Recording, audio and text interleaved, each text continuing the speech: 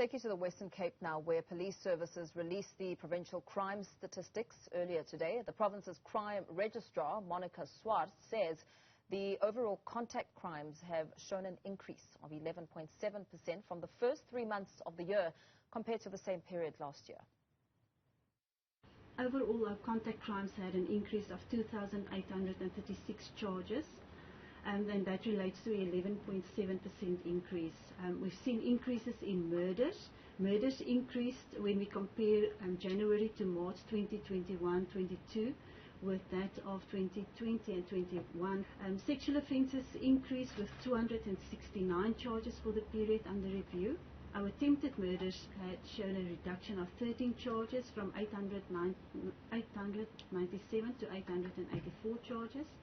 Assault with the intent of to inflict a grievous bodily harm increased with 860 charges. Common assault increased with 1,386 charges. Common robberies increased with 398. And then the robbery with aggravating circumstances decreased positively with 175 charges. So in the contact crime category, all of the subcategories did show increases except for the attempted murders that decreased with 13 charges, and the aggravated robbery category decreased with 175 charges. When we do a breakdown of the sexual offences, rape, which is the biggest contributor to the sexual offences category, increased with 204 charges. Our sexual assault increased with 28 charges from 433 to 461. Our reporter Nasiphi has been following the story and joins us now with a breakdown of those numbers. Nasiphi, good afternoon to you. It doesn't look too good when it comes to crime in the Western Cape. It doesn't look too good at all. I mean, looking at the numbers overall, it has indeed, or crime rather, has indeed increased in the Western Cape, particularly about 10 precincts in the city of Cape Town.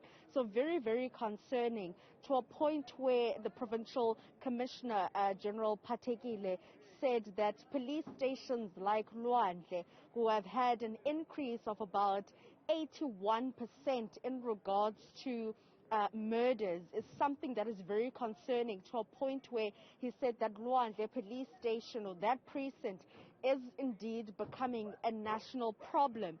And he did say that there is a study that is going to be conducted for that particular precinct, going as far as saying that they obviously need to look at some of the challenges outside of the police station that are contributing to the numbers. But he did say that environmental design and COVID-19 having an impact has seen a number of mushrooming communities in that particular precinct of policing. However, the Minister of Police, which is the second leg of that briefing, was at the Belhar 35 Squadron to hand over to add about 200 additional police officers to very strategic police stations in the Western Cape. And as I mentioned, many of those police stations fall under the city of Cape Town, and those 8 or 10 precincts is where these officers will be going, including the additional resources, which is a problem. And as you mentioned, as the numbers are increasing, the Western Cape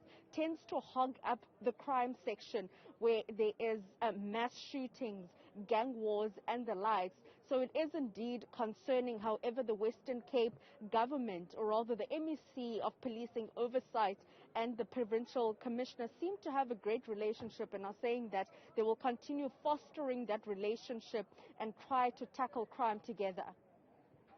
Serious crimes that have stood out in the Western Cape during this period that you recall?